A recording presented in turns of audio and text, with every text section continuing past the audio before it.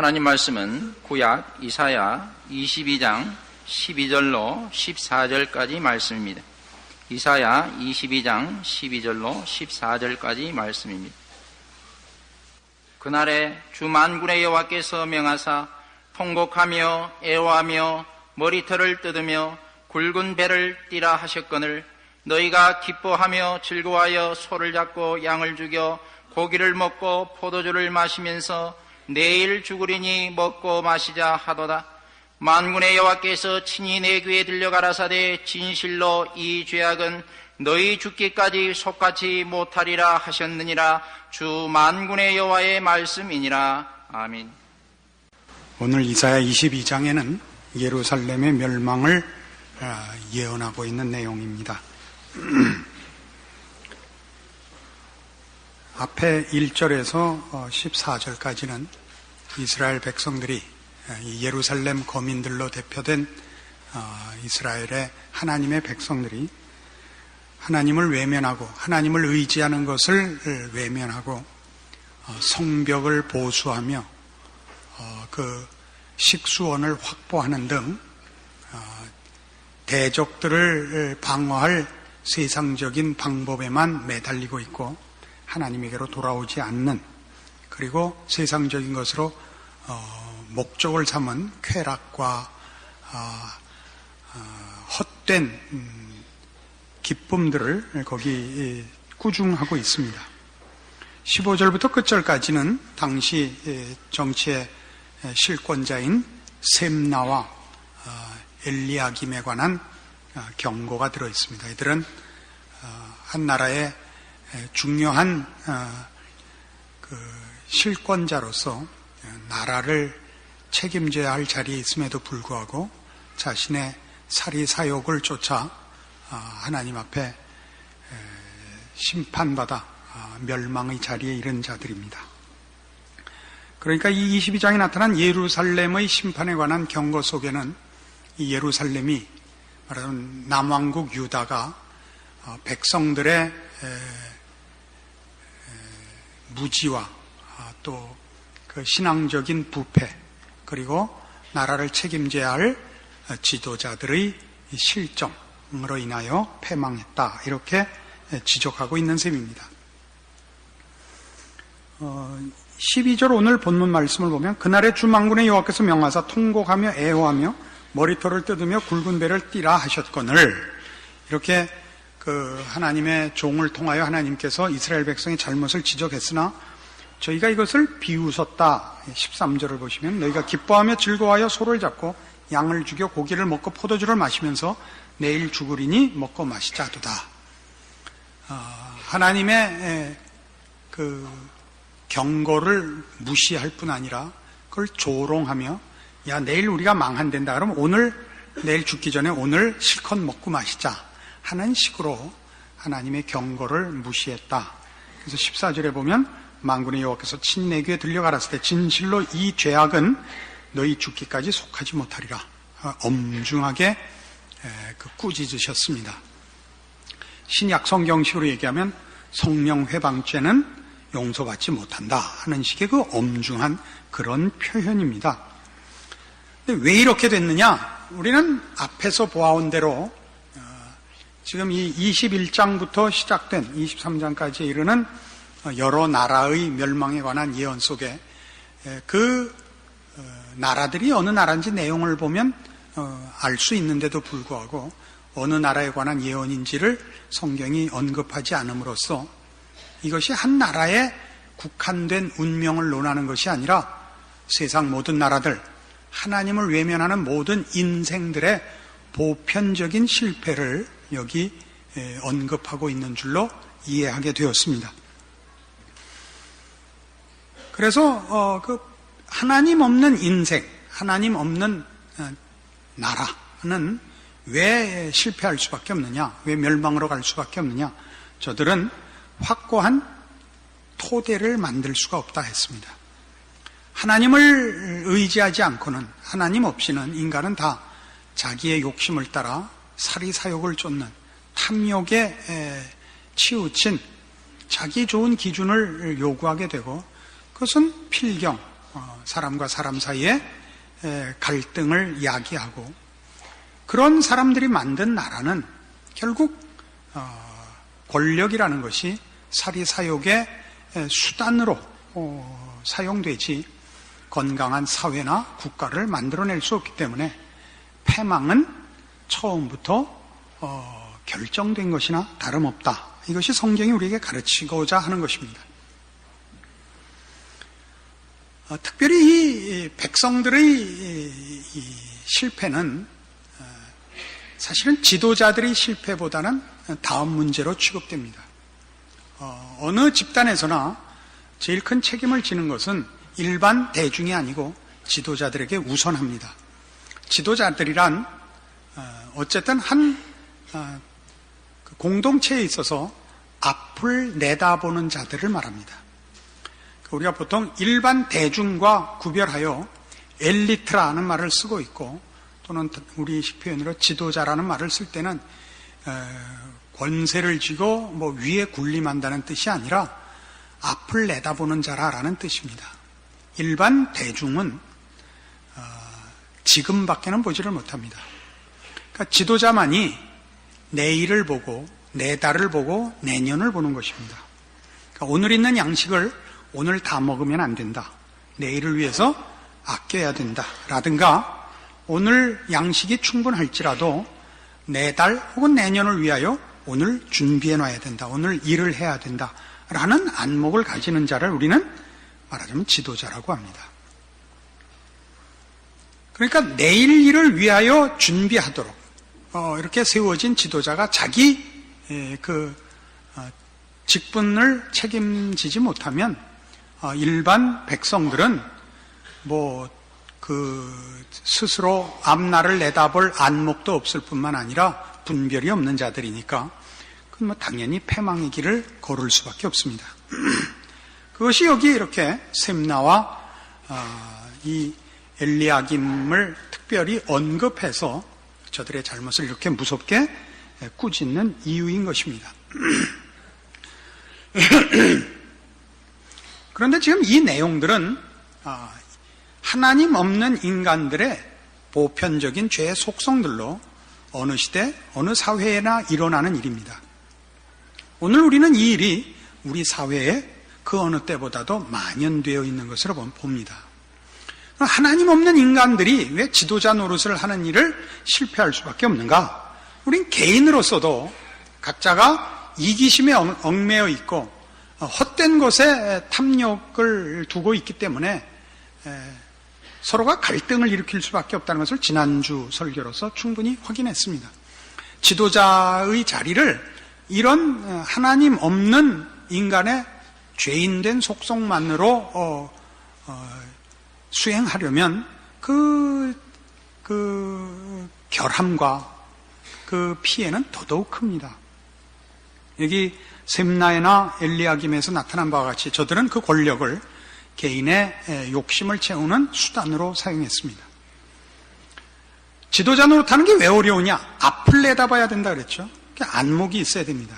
그러면 오늘은 오해를 받는 법입니다. 지도자가 져야 하는 가장 큰 지도자로서의 자격 중에 하나가 자기가 맡은 일이 대중의 이해를 받아낼 수 없다는 것을 감수하는 마음입니다. 일반 대중은 오늘 있는 것으로 오늘 먹고 내일은 내일 가서 생각하는 법이지 오늘 앉아서 내일을 생각하지 않는 것을 대중이라 그랬습니다. 지도자만이 내일을 생각합니다. 그래서 못 먹게 해야 됩니다. 아껴뒀다 내일을 준비해야 됩니다. 일반 백성들은 그거를 화를 내고 너 왜 우리 줄 걸 다 안 주고 감춰두어 네 사리사욕을 취하려고 하느냐라고 공격을 하죠. 물론 지도자가 자신의 결백을 설명할 수 있습니다. 내가 먹은 것이 아니고 이 창고에 다 쌓아놨노라. 나중을 위해서 비축했노라. 그게 우리 주려고 했는지 네가 다 가지려고 그랬는지 우리가 어떻게 하느냐라는 오해를 살 수 있습니다. 그 지도자된 자격 혹은 그 직분을 잘 수행한 것은 내일이 돼봐야 알죠. 그러나 대부분의 사람들은 대부분이랄 거 없이 모두가 이 문제로 인하여 사람들에게 오해사고 비난받기를 싫어합니다. 그래서 사람들의 이해와 항복을, 납득을 받아내려고 합니다. 그러면 더 이상 지도자가 될 수가 없습니다. 납득을 받아낼 정도의 내용은, 즉 모든 대중이 이해할 수 있는 것이라면 그는 지도자가 아닌 것이죠. 지도자는 일반 대중이 이해할 수 없는 앞날을 봐야 되는데, 납득을 시킬 수 있는 일을 하고 있으면 이미 지도자감이 아닌 것이고, 자기가 맡은 것이 한 나라의 운명이라면 지금이라는 시점에서의 항복이 아니라 결과로서의, 운명으로서의 자기 확인을 위하여 오늘을 견뎌내는, 말하자면 실력이 있어야지 이 모든 일에 백성을 두려워한다면 그는 지도자가 되어서는 안 되는 것입니다. 그걸 그런데 우리는 불행히도 오늘날 우리 사회에서 많이 보고 있습니다. 지금 지도자들은 바로 이 문제에서 결함이 있는 것입니다. 지금 우리나라를 책임지고 있는 많은 책임자들이 저들의 하는 일과 그 생각들을 백성들에게 이해시키고 납득을 받아내려고 합니다. 그것보다 더 가야 됩니다. 누구를 칭찬하고 누구를 꾸중하자는 얘기가 아닙니다. 저는 정치 얘기를 하려는 것이 아니고 이제 신앙 얘기를 하려고 이 얘기를 꺼낸 것입니다. 그런데 우리 예전에 있었던 일로 고 박정희 대통령이 경부 고속도로를 깔 때 김씨 둘이 가서 들어 누웠던 거 기억하시죠? 난 그 김씨 둘이 누구라고는 내 입으로 말하기 싫습니다. 그러니까 박정희가 난 거죠. 그 면에서는 무슨 인권이니 뭐니 하는 얘기를 하자는 거 아닙니다. 누구가 더 낫다, 누구가 못하다를 얘기는 제가 할 문제가 아닙니다. 이제 제가 하고 싶은 얘기는 이겁니다. 신자란 영원을 내다보는 자입니다. 이 세상이 어떻게 될지를 알고 이 세상에 속한 인간과 나라가 어떤 기초 위에 서 있는지 알고, 그래서 그 마지막이 멸망일 수밖에 없는 걸 아는 유일한 지도자입니다. 권력을 쥐어서도 아니고 어떤 지위에 있어서가 아니라 우리만이 이 세상 나라를 누가 다스리며 그분이 무엇을 요구하시며 우리들의 생사화복이 무엇을 기준하여 있는지 아는 유일한 자입니다. 근데 신앙생활을 하는 데 있어서 문제가 뭐냐면, 신자들이 바로 지금 이 세상 나라의 지도자들이 자신의 지도력을 발휘하는 데 있어서 져야 하는 책임, 어떤 책임? 고독, 외로움, 오해, 비난을 감수하지 못하는 것 같이 신앙인들이 자신의 신앙을 유지해 나가는 데 있어서 세상과 세상 사람들에게 이해를 요구하고 있다는 사실입니다. 우리가 먹을 게 없고 입을 게 없어 죽게 돼서 하나님께 도와주십시오라고 기도하는 것은 물론 타당한 기도입니다. 그러나 우리의 형통을 위한 기도와 우리의 소원들이 더 많은 부분에서는 세상과 세상 사람들 앞에 내가 예수 믿은 것이 잘한 짓이다, 내가 옳은 사람이다, 내 선택이 맞았다를 확인받고 싶은 차원의 요구가 더 많단 말입니다. 아니다 이거죠? 맞다 이겁니까? 앞에서 크게 발길질을 해서 제가 확인을 하는 중입니다. 자신도 모르게 양심에 찔렸을 수도 있고 크게 반발했을 수도 있습니다. 어느 쪽이나 좋습니다. 여러분의 소원들을 가만히 보십시오. 여러분이 여러분의 자녀를 위해서 하는 기도나, 여러분 남편의 산업을 위해서 하는, 사업을 위해서 하는 기도나, 여러분 자신에 대한 기도나, 따지고 보면 하나님 앞에서가 아니라 세상 앞에서 더 많이 여러분이 걱정하는 거 아닙니까? 창피하다는 거 아닙니까? 내가 예수 믿는 사람인데 내 아들이 대학을 못 가고 우리 남편이 실직을 하게 되면 창피하지 않습니까? 라고 하나님 앞에 와서 따진단 말입니다. 여러분이 누군데요? 여러분이 인생을 어떻게 살아야 하는지, 우리가 무엇을 살아생전에 준비해야 하는지 아는 유일한 사람 아닙니까? 근데 이걸 모르는 세상 사람들 앞에 우리의 신자된 이 고독, 이 외로움, 이 오해, 이 비난을 감수할 아무런 생각이 없다는데 한국교회 신앙에 문제가 있습니다. 마태복음 4장에 가보십시다. 마태복음 4장에 가시면 예수님께서 공생의 직전에 광야에 나가서 40일간 금식하시고 그 사단에게 시험받는 장면이 기록되어 있습니다.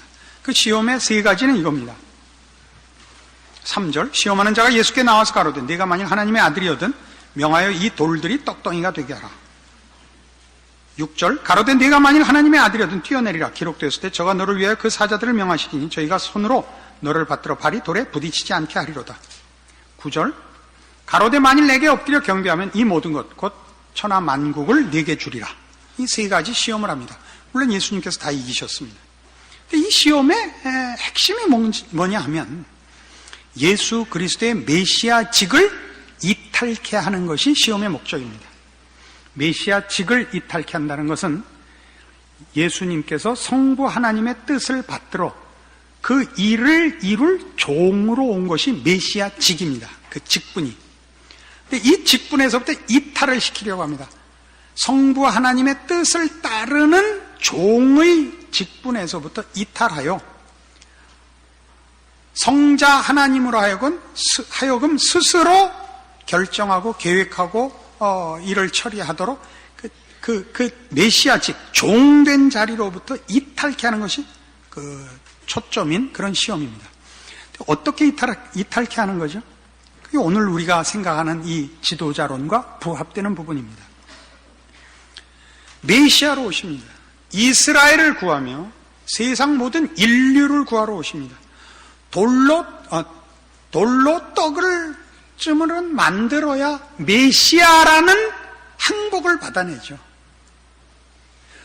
저 높은 곳에서 뛰어내려 다치지 않는 정도는 보여야 메시아답죠. 안 그렇습니까? 예수님 그리 안 하신 이유가 뭐죠? 그는 세상 사람들의 환호를 받으러 오신 것이 아니라 이 세상 사람들을 구원하러 오셨습니다. 그러니까 우리의 멸시와 오해와 외면과 적대를 감수하시고 그 길을 걸으시는 것입니다. 여기에 신자된 분별과 책임의식이 있습니다. 우리가 이 세상을 살면서 이 세상 사람들에게 우리는 왕같은 제사장입니다. 우리를 쫓아오면 복된 자리로 갈 것입니다. 우리가 믿는 자리에 그들이 참여하면 저들이 구원을 얻을 것입니다. 그러나 그것을 우리가 예수님께서 그러셨던 것처럼 우리가 다른 것으로 돌을 명하여 떡이 되게 하고 무슨 병이 걸려도 기도만 하면 낫고 하는 식으로 세상 사람들에게 확인시키도록은 허락받고 있지 않습니다. 우리는 저 마태복음 16장 24절에 있는 바와 같이 아무든지 나를 따르려거든 자기를 부인하고 자기 십자가를 지고 나를 쫓을지니라 라는 한 말씀에 요약된 내용으로만 우리의 신자된 직분을 수행할 수밖에 없습니다. 여기가 어려운 것입니다. 우리나라는 예전부터 그 유교적 선비 사상 덕분에 그 최고의 한 인간의 모범됨을 청렴에다 두었습니다. 청렴에다 두어서 아직까지도 지도자들에 대한 도덕성 문제가 늘 가장 중요한 심판의 잣대가 되곤 합니다. 그래서 예전에 어느 대통령이 되어 청와대에 들어간 이후로 그가 청빈한 것을 드러내기 위하여 늘 칼국수만 먹었던 사건을 기억하실 것입니다. 이게 자꾸 어떤 개인에게 이런 누를 끼치는 예를 들어서 죄송합니다. 그러나 그분은 이렇게라도 인용이 되어서 하나님 앞에 조금은 은혜를 받지 않을까 이렇게 생각을 하고 감히 인용을 합니다. 대통령쯤 되면 칼국수 먹지 말고 먹고 싶은 거 다 먹고 나라를 책임져야 합니다. 칼국수만 먹다가 아무것도 못하고 나왔습니다. 아시겠어요? 지도자에게 도덕성을 요구하는 것은 이런 것입니다. 그가 책임지고 있는 내용을 범인들이 알 수 없기 때문에 그의 도덕성과 인격성으로 인하여 그의 생각과 그의 결정들을 따라갈 수 있도록 하는 최소한의 조건이지, 지도자된 책임의 내용이 도덕성은 아닙니다. 이해하시겠습니까? 그 유명한 춘추전국 시대의 관중과 포숙의 그 관포지교라 하는 두 사람의 관계를 아시죠? 다 망명하여 관중도 이제 한 왕자를 모시고 망명을 했고, 포숙도 한 왕자를 모시고 망명을 했습니다. 그래서 이제 본국의 왕이 죽고 누가 먼저 들어가서 정권을 잡느냐고 들어오는 과정에 포숙이 이깁니다. 그러니까 관중이 지죠. 관중이 이 포숙이 모신 왕자에게 활까지 쐈습니다. 그러나 죽진 않고 죽은 척하고 이제 이겼죠. 이긴 다음에 누굴 수상을 삼을 것인가 할 때 포숙이 관중을 수상을 삼으십시오라고 얘기했죠. 그래서 놀랐죠. 그는 우리의 적이 아니냐, 나에게 활까지 쏜 놈 아니냐. 그건 그때 그가 자기가 모신 왕자를 위하여 한 것이고, 수상으로서의 제목은 저는 관중을 따라가지 못합니다.